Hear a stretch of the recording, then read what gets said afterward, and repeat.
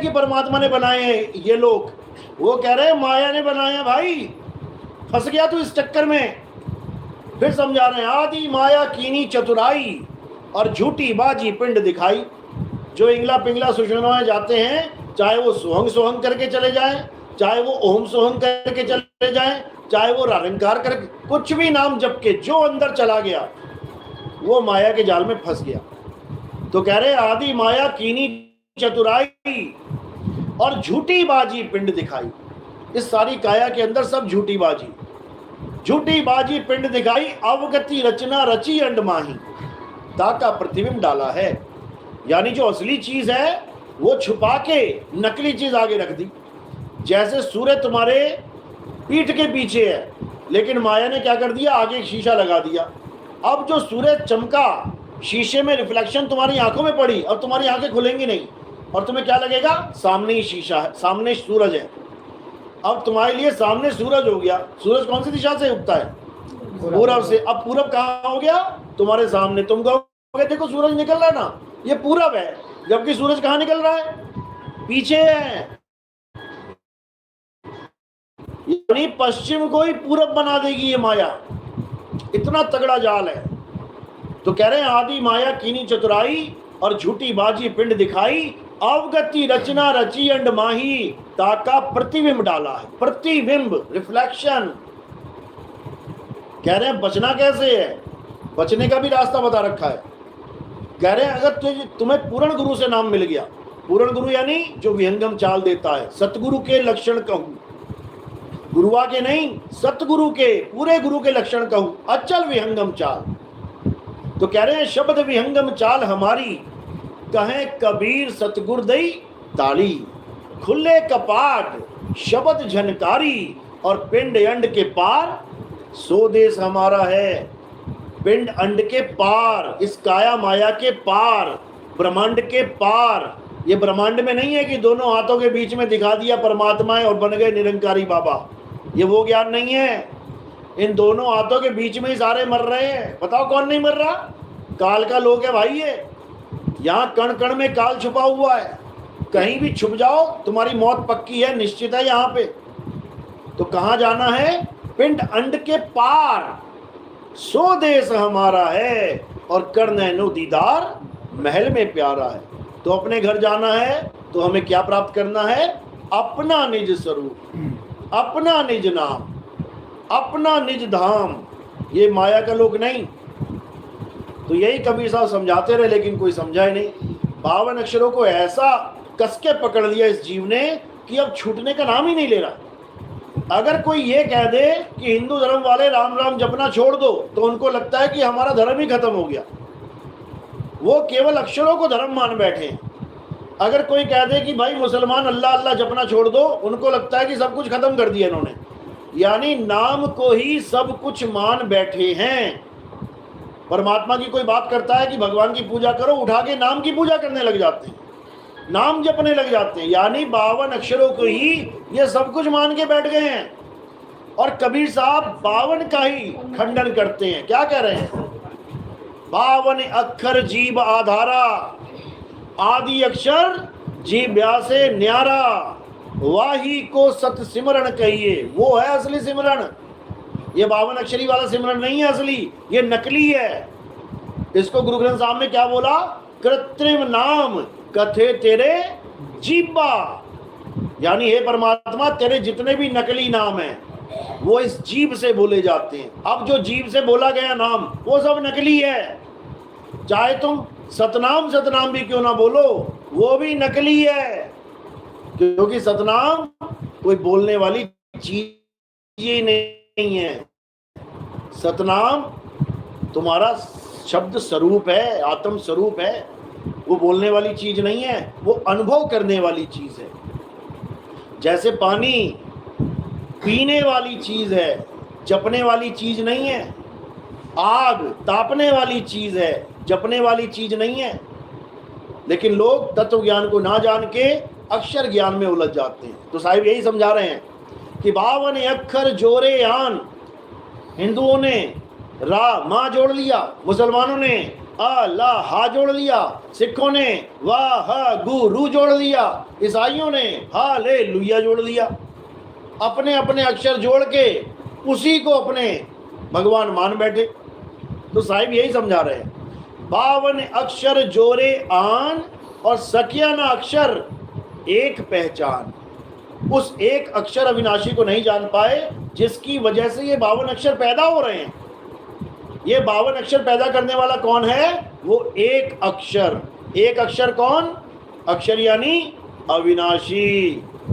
वो एक अविनाशी है जो ये 52 अक्षर पैदा कर रहा है। उस अविनाशी को ना जान के हम 52 अक्षरों को सत्य मान बैठे हैं। ये मंत्र जप ले, वो मंत्र जप ले, वो कर ले, ये कर ले। और कबीर साहब कह रहे हैं तंत्र मंत्र सब झूठ है, इनमें ना भर में कोई, और सार शब्द जाने बिना काका हंस ना होए। कबीर साहब मना कर रहे हैं कि छोड़ दे ये सारे नाम, लेकिन ये जीव बेचारा नाम छोड़ेगा तो क्या, और पकड़ के बैठा हुआ है और ज्यादा नाम जपने में लग गया। पहले 2-4 माला करता था, कोई गुरु जीवन में आ गया जिसकी वजह से ये 52 अक्षर पैदा हो रहे हैं। ये 52 अक्षर पैदा करने वाला कौन है? वो एक अक्षर। एक अक्षर कौन? अक्षर यानी अविनाशी। वो एक अविनाशी है जो ये 52 अक्षर पैदा कर रहा है। उस अविनाशी को ना जान के हम 52 अक्षरों को सत्य मान बैठे हैं। ये मंत्र जप ले, वो मंत्र जप ले, वो कर ले, ये कर ले। और कबीर साहब कह रहे हैं तंत्र मंत्र सब झूठ है, इनमें ना भर में कोई, और सार शब्द जाने बिना काका हंस ना होए। कबीर साहब मना कर रहे हैं कि छोड़ दे ये सारे नाम, लेकिन ये जीव बेचारा नाम छोड़ेगा तो क्या, और पकड़ के बैठा हुआ है और ज्यादा नाम जपने में लग गया। पहले 2-4 माला करता था, कोई गुरु जीवन में आ गया जपी, वो उससे 20-20 माला करवा रहा है और ज्यादा जंजाल में फंसा दिया। तो यही कबीर साहब बार बार समझा रहे हैं कि 52 के जंजाल में अरे फंस गया ये संसार, और सिमरन 52 का करे कैसे लागे पार। यानी जिसको छोड़ना था उसको पकड़ लिया, और जिसे पकड़ना था वो मिल नहीं रहा, तो करेगा क्या बेचारा जीव। ज्ञान बाहर जो परही, तो पिछली पीढ़ी हंस न तरही। कहते जो मूल ज्ञान है ये आप किसी को मत बताना, बिल्कुल छुपा के रखना है। गुरु तुम देव बताई और कपटी से तुम राग छुपाई। जो तुम्हें लगे कि हाँ बहुत ज्यादा जसु जीव है, बहुत भक्ति करना चाहता है, उसको तो बता दो, लेकिन आम जनता को मत बताना। क्यों? कारण क्या है? क्योंकि आम जनता को अगर ये ज्ञान उजागर हो गया, तो जब हमारा असली पंथ चलेगा और वो बताएंगे असली सत्य को, तो जनता को क्या लगेगा, अरे ये तो हमारे गुरु जी। जनता नहीं समझ पाएगी, इसलिए इस ज्ञान को गुप्त रखना। और क्या बता देना, ये कहानी ज्ञान सुना देना। माल पैदा कर दिया, माया पैदा कर दी, दोनों की शादी हो गई, 3 बच्चे हो गए, फैमिली हो गई। ये पवित्र ज्ञान है। और मूल ज्ञान क्या है? आत्म तत्व मूल ज्ञान है। तो क्या बोले, धर्मदास ये जग बौराना, कोई न जाने पद निर्वाणा। यही कारण में कथा पसारा, और इनसे कहिए राम न्यारा। कह रहे ये कथा मैंने पसारी है, ये काल ऐसे, माया ऐसे, ये मैंने बताया, कथा मैंने सुनाई है। ये तत्व ज्ञान के आधार पे एक एक तत्व को अलग अलग रूप दे दिया मैंने। जो परमात्मा है उसको कौन सा रूप दे दिया? सार शब्द का रूप। जो सार शब्द है उसे एक सत्य पुरुष का रूप दे दिया कि एक सोफे पे बैठा है। ये रामपाल जी महाराज क्यों कहता है बार बार कि परमात्मा तख्त पे बैठा है, तख्त उस पर लिखा है तख्त पे बैठा है, उस पर लिखा है तख्त पे बैठा है, इसीलिए उसको ये समझ में आ जाता है तख्त पे ही बैठा होगा। उसको ये नहीं पता तख्त लगा कहाँ है, वो आसन लगा कहाँ है। कबीर साहब कहते हैं अब तो जाए चढ़े सिंहासन और मिले हैं सारंग पानी, और राम कबीरा एक भय हैं कोई ना सके पहचानी। ये उसके दिमाग में ये बात, उसको तख्त ही याद आ रहा है, वहां 4 पहिया लगा है, वहां पे उसमें बैठे हुए हैं चापा के तख्त पे। तो जो सार शब्द है वो सत्य पुरुष बना रखा है। उसके बाद जो सुरता है, सुरत, उसको अक्षर पुरुष बना रखा है। अक्षर पुरुष को नींद आ गई, काल पैदा हो गया, ऐसा हो गया, वैसा। ये नींद कौन सी आ गई? अज्ञानता की नींद आ गई। यानी शब्द से सूरत जुदा हुई, अज्ञानता में सो गई, वापस नहीं जा पा रही है। इसीलिए साहिब कह रहे हैं, मैं कहता हूं जागत रहियो और तू जाता है सोई रे। एक बार नहीं काल पैदा किया तुमने, बार बार काल को पैदा कर रहे हो, बार बार। जैसे प्राण छूटने वाले होते हैं, ये अक्षर पुरुष फिर खलबली मचाने लग जाता है और ये काल भगवान को पैदा कर देता है। इसी काल को पैदा होने से रोकना है। कैसे रोकेंगे? तत्व ज्ञान के द्वारा। तो जो हमारी सुरता है, जिसको हम सुरत कहते हैं, उसको अक्षर पुरुष का नाम दे दिया कबीर साहब ने कि अक्षर पुरुष सो गया, अंडा गड़गड़ा गया, उसमें से काल आ गया। अब ये काल कौन है? तत्व ज्ञान में मन ही काल है। इसी को बोला साहिब ने, मन ही स्वरूपी देव निरंजन, तुम्हें राखे भरवाई हो, ए हंसा तू अमर लोक का, पढ़ा काल बस आई हो। अब मन ही स्वरूपी देव निरंजन, अब लगा लो फिर काल भगवान कहाँ है? सबके अंदर बैठा हुआ है, सबके अंदर। वो कोई एक काल भगवान नहीं है, ये जितने लोग बैठे हैं उतने काल भगवान है। समझो इस बात को, जितनी सूरत है उतने ही काल भगवान पैदा होके बैठे हुए हैं। अब ये तो हो गया काल भगवान मन। अब माया क्या है? अष्टांगी। ये क्या है? 5 तत्व 3 गुण, इसको अष्टांगी बना दिया साहिब ने। आगे 3 बच्चे और पैदा हो गए, उसको रजोगुण, सत्वगुण, तमोगुण बनाया। तो जाके कहानी, एक कथा तैयार हो गई। उसी कथा का प्रचार अनुराग सागर कबीर सागर में है। उसी कथा को पढ़ पढ़ के ये सब ज्ञानी बने हुए हैं, ये सब ठेकेदार बने हुए हैं। मैं काल से बचा लूंगा। मैं ये देखा तक नहीं इन लोगों ने कभी काल को, कभी काल को इन्होंने जाना ही नहीं, और ये ठेकेदार बन गए कि हम बचा लेंगे तुम्हें काल से। अरे काल से बचाना नहीं है, काल को मारना है। काल को मारना है, अपने अपने काल को मारना है। इसलिए साहिब इशारा कर रहे हैं, मन को मार गगन चढ़ जाई और मान सरोवर बैठ न आई। तो मन को कौन मारेगा? तुम ही मारोगे। अभी क्यों नहीं मार पा रहे हो? क्योंकि तुम्हें जुगती नहीं पता मारने की। सामने एक आदमी खड़ा है, अब उसको मारने का एक तरीका है, और वो तरीका तुम्हें पता नहीं है, तो क्या मारोगे? कभी नहीं मार पाओगे। अरे राम नहीं मार पा रहा रावण को, तीर मार मार के बेहाल हो गए राम जी। कह रहे मर क्यों नहीं रहा ये? मर क्यों नहीं रहा ये? उसका तरीका ही नहीं पता भगवान जी को। समझो, तो तरीका कौन बता रहा है? विभीषण बता रहा है। अरे प्रभु राम हो गए तुम राम, दुनिया के इधर आओ, मैं बताता हूं तुम्हें। तुम ना मार पाओगे इसको। इसको मारना है, इसकी नाभि में मार।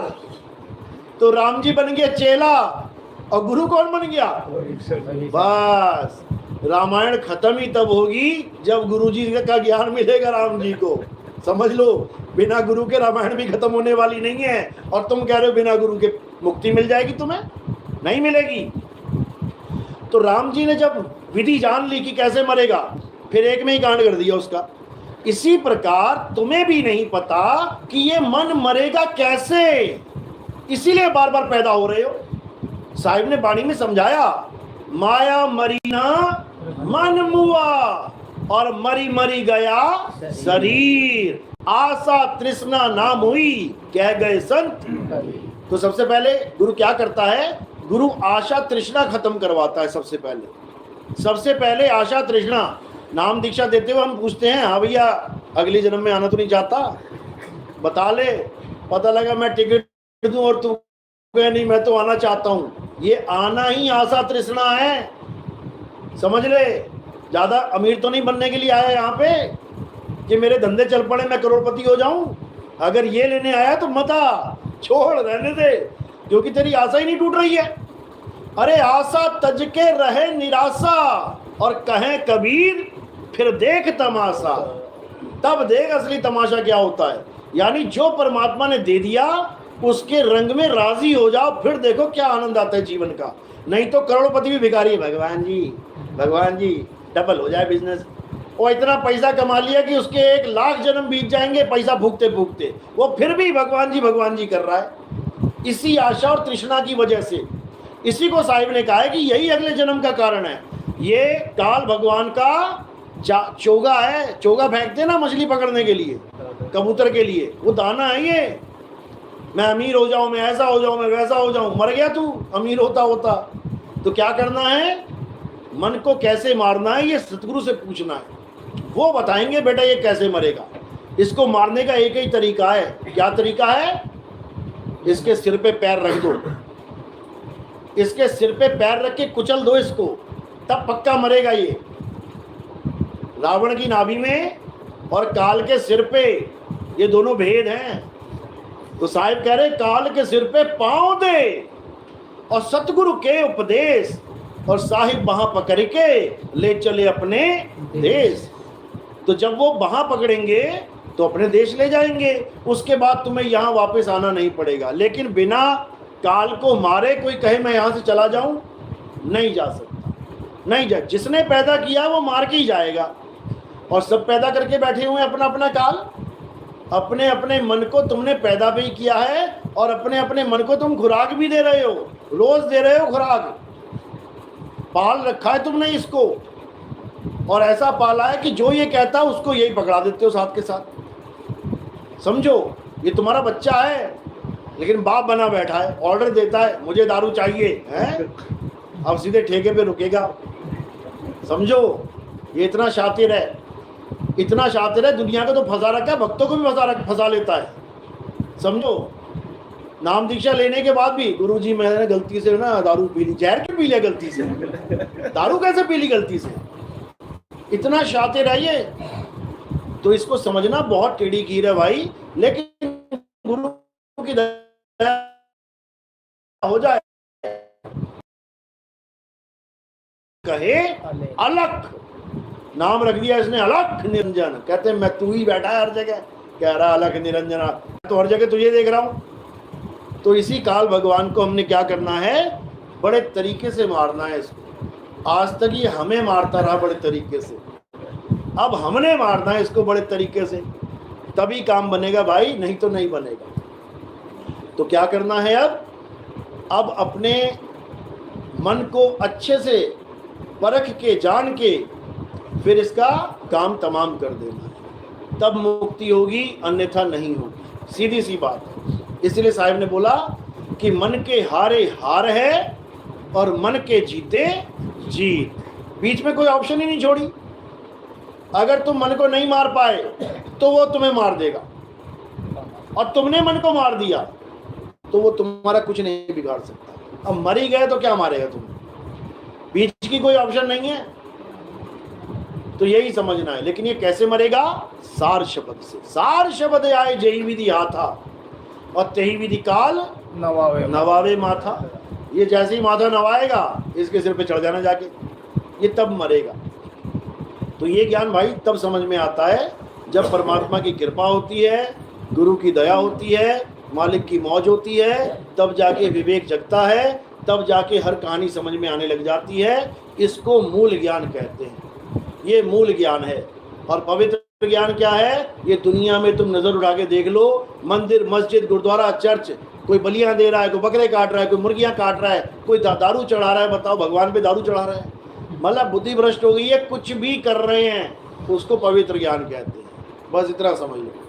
हालांकि मुर्गे बकरे मारने को भी पवित्र ज्ञान नहीं कहते, पवित्र ज्ञान कहते हैं जिससे आप एक पवित्र आत्मा बनो। मुर्गे मार के तो तुम कातिल बन जाओगे, लेकिन धर्म के साथ जोड़ दिया गया है कि मुर्गा मारो, अब मीट का इंतजाम हो गया, अब क्या करें, अब दारू भी चढ़ा दो, दोनों का इंतजाम हो गया, अपना ही खाना पीने का इंतजाम है। कौन सा भगवान दारू पी रहा आके, बताओ, दारू कौन पी रहा है आके, यह इंसान ही तो पी रहा है दारू। कौन सी काली माता आके बकरे खा रही है, खुद ही मार के खुद ही कुकर में डाल देता है। तो ये सब बहुत बुरा है, समझो। हमारे जीवन में ये सब कभी नहीं होना चाहिए। अपने जीवन में केवल आत्मज्ञान होना चाहिए। आत्मज्ञान क्या है, अपने असली स्वरूप को जानो, वही तुम्हारा निज नाम है। सत्य स्वरूपी नाम साहिब का, सो निज नाम हमारा। ये नहीं कि कबीर साहब सतपुरुष का नाम मेरा नाम भी कबीर है, मेरा नाम भी सतसुकृत है, मेरा नाम भी मुनिंद्र है, ऐसा नहीं है। सत्य स्वरूपी नाम साहिब का, जो साहिब का असली नाम है वो सत्य स्वरूप है, यानी सत्य तत्व है, वो कबीर भी नहीं है।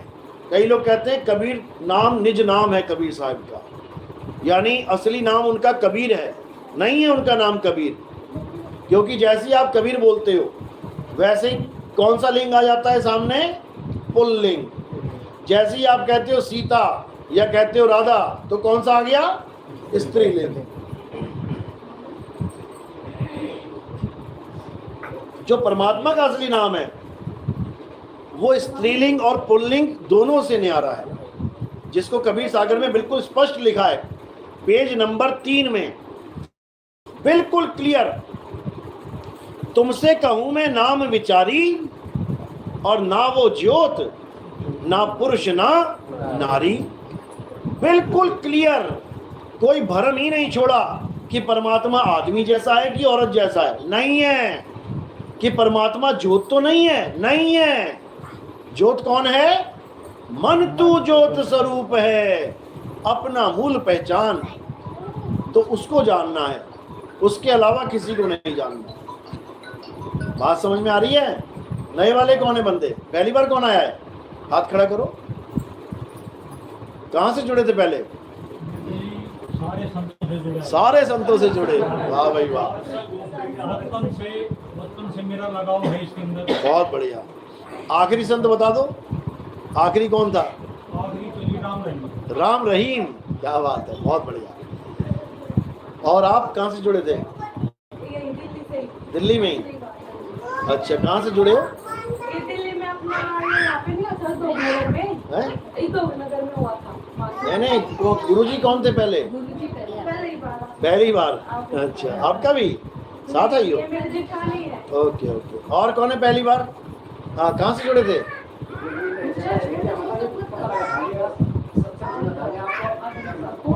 अच्छा अच्छा अच्छा, फोन में। हाँ हाँ हाँ, अच्छा अच्छा।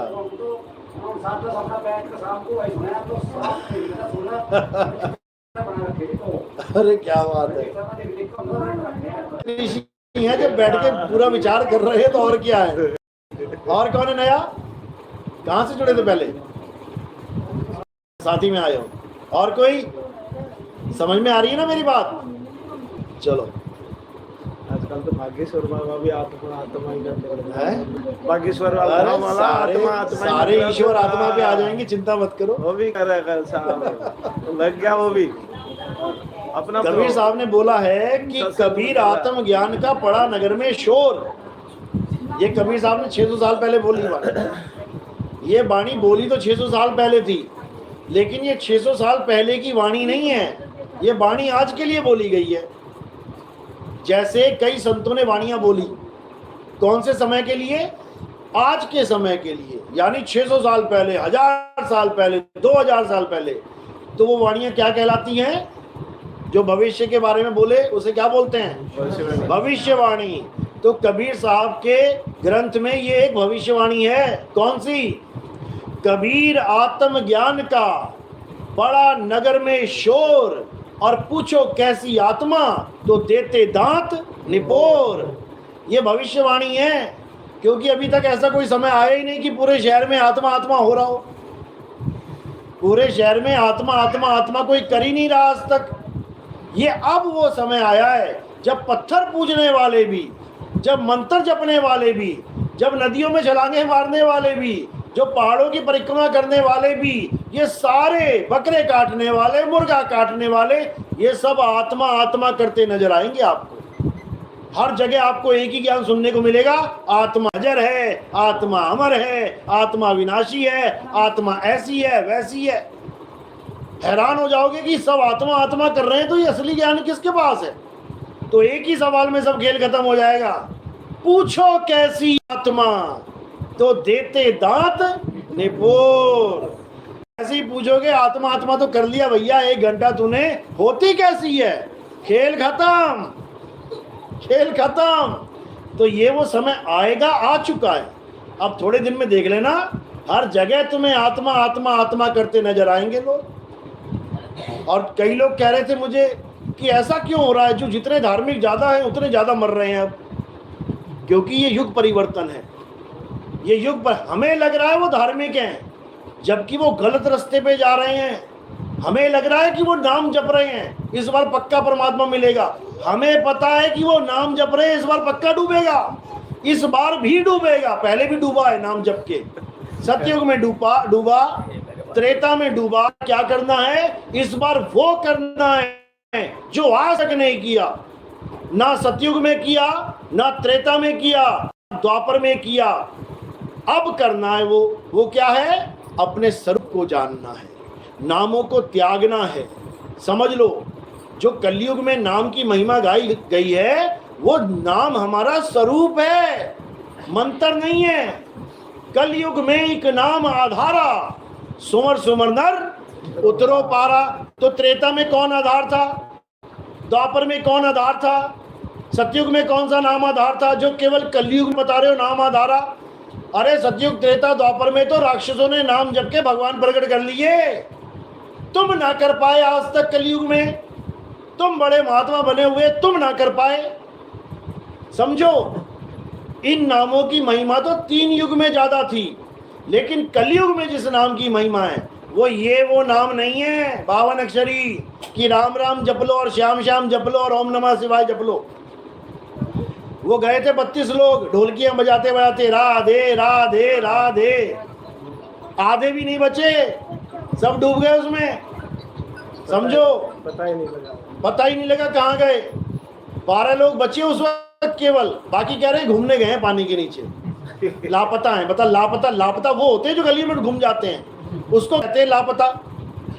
गुमशुदा केंद्र कोतवाली दरियागंज, वहां बचपन में आता था, लापता लोगों की लिस्ट बनती थी। पानी के अंदर भी कोई लापता होता है? बताओ, 12 लोग बचे हैं तो बाकी कहाँ गए? लापता हैं। ऐसा नहीं होता। तो कहने का मतलब क्या है? अब वो नाम नहीं जपने हैं जो सतयुग त्रेता द्वापर में जपते रहना है। सुमिर का मतलब होता है याद। सुमिर नर उतरो पारा, यानी उसको याद करना है। किसको याद करेंगे? अपने स्वरूप को याद करेंगे। जिस स्वरूप को हम भूल चुके हैं उसे याद करेंगे। और वो स्वरूप क्या है? सत्य स्वरूपी नाम साहिब का, सो निज नाम हमारा। ये है वो असली नाम जो कलयुग में सबका बनाएगा काम। समझ लो। बोलिए परमपिता परमात्मा की जय हो। साहिब बंदगी सत्ता। आगे